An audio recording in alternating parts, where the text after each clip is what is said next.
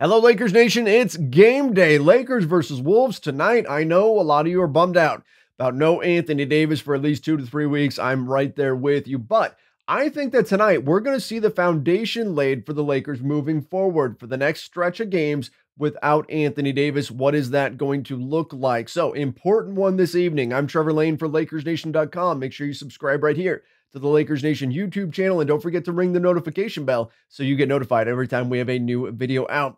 All right, Lakers versus Wolves. So tonight, the Lakers play the worst team in the NBA. And that's not me taking a shot at the Wolves. They are, by record, the worst team in the NBA. Bottom of the Western Conference, bottom of the entire NBA. Yeah, that's who the Lakers get, which is not necessarily a bad thing because they're going to have to work through some things now that they're missing Anthony Davis and they know that he's going to be out for a little while. They're going to have to work on some schemes, figure things out on both ends of the floor. So this is a good team to be able to do those things against because they're going to be a little bit more forgiving of mistakes. The rest of the way, the remaining 8 games, aside from tonight between now and the All-Star break, get really difficult. You've got teams in there like the Brooklyn Nets on Thursday, the Utah Jazz coming up later, the Phoenix Suns. You've got a number of difficult games coming up. And so tonight, the Lakers have to get things figured out, figure out exactly what their rotation is going to look like and what the path to success is going to be. Now, in terms of replacing Anthony Davis, and don't get me wrong, there is no truly replacing him.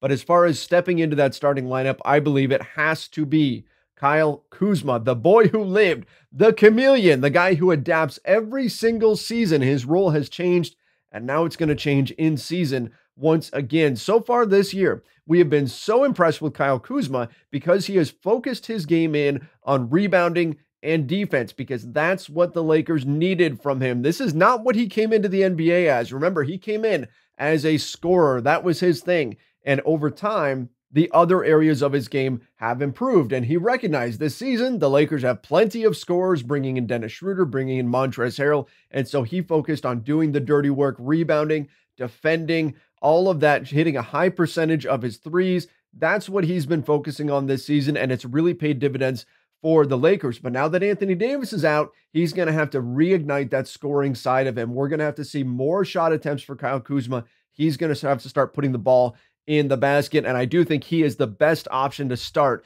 Now, we did see the Lakers without Anthony Davis about a week ago. He missed a couple of games, and Markieff Morris in one of them filled into the starting 5, and we found out very quickly that that doesn't really work. The Markieff Morris-Marc Gasol pairing is not a good one. So I do think that it needs to be Kyle Kuzma, even though turning to a Markieff Morris would allow you to keep your rotation mostly intact and keep Kuzma with the bench group, but I just don't think it's an option to pair Markieff Morris and Marc Gasol together. So Kuzma really needs to be that guy to slide into the starting 5, and he is the guy that I'm looking for more than anybody else to take a step up. Now, speaking of Markieff Morris, he's another guy who could really use to get going on a hot streak, has not been shooting well from behind the arc. The Lakers need that to stop. They need production out of Markieff Morris now that they are missing Anthony Davis. You're down a big. You need Morris to come in and really step up his game here.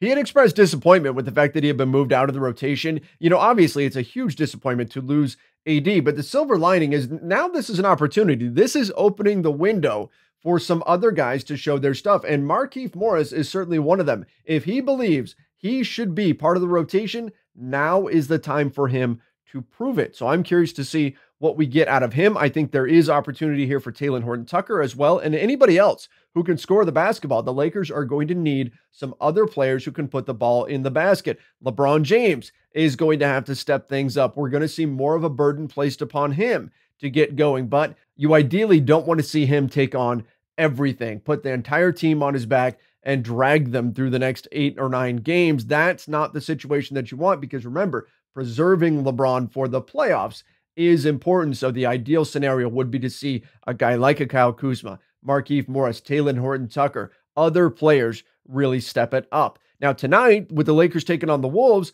Karl-Anthony Towns, how do you deal with him? Well, Kyle Kuzma is going to have to play some minutes on him, Montrezl Harrell as well, both of whom are undersized really against Towns, but the Lakers are going to have to figure out a way to get the job done. Trez, I think, will be looked on to score the ball even more. He's been a highly efficient scorer for the Lakers lately, and I think 30-plus minutes a night are going to be a regular thing now for him with AD out of the rotation. So as good as he's been, now is the time for Montrezl Harrell to really shine as well.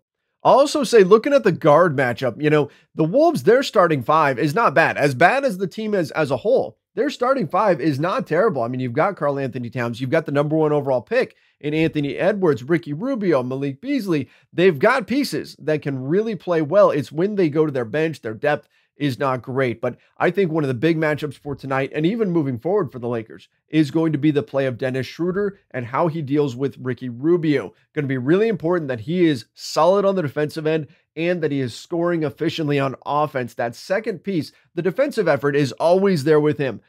Offensive efficiency has been a bit more hit and miss, so it's going to be important that Schroeder figures out a way to step up as well. Look, I know I'm saying a lot of guys need to step up, but let's face it, Anthony Davis leaves a massive hole in the Lakers lineup, and it's going to take more than just one person to pick up their game in order to somewhat make up for his absence. Now, I'll also say this, the biggest part of the Lakers game that has to get on track now that Anthony Davis is out is their three-point shooting. They were the third best team in the NBA for much of the season in terms of three-point percentage, and that has fallen off a cliff recently. 7 of their last 8 games, they have shot below league average from behind the arc. That has to stop right now. They went on that 7-game win streak, primarily shooting below league average from 3, but that's because they had LeBron and Anthony Davis in order to make up for that. Without Anthony Davis, you are not going to survive shooting that poorly from behind the arc. Your margin of error simply goes way down. So the Lakers three-point shooters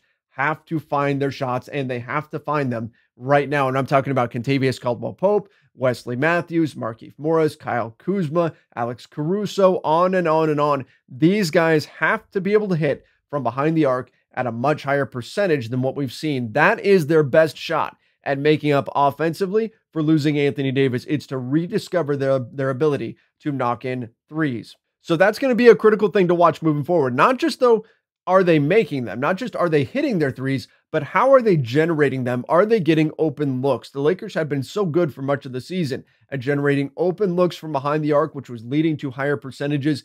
Can they continue doing that without Anthony Davis? And then can they start actually converting on those?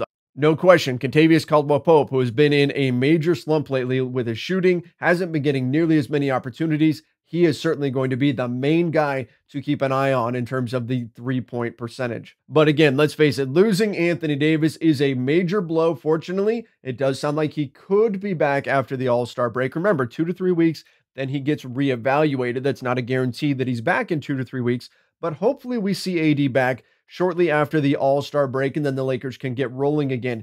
In the meantime, it's about just taking the punches, rolling with it, and figuring out a way to get as many wins as possible. So let me know what you want to see tonight. Again, they're playing the Minnesota Timberwolves, but this is more about the Lakers preparing for the next few weeks without Anthony Davis than anything else. As much as we want to focus on the game tonight, this is about getting ready for playing those teams like the Brooklyn Nets, the Suns, the Jazz, all the other top teams that the Lakers are going to be playing over the next few weeks. So some very important foundations are going to be put in place tonight. So let me know your thoughts on exactly what you want to see. Let me know in the comments down below. Don't forget, come join us over on Flick, where we're talking Lakers basketball all day, every day. Use the link in the description. And if you guys want to follow me, you can find me at Trevor_Lane on Twitter, at Trevor Lane NBA on Instagram and Facebook. Till next time, stay safe and see you.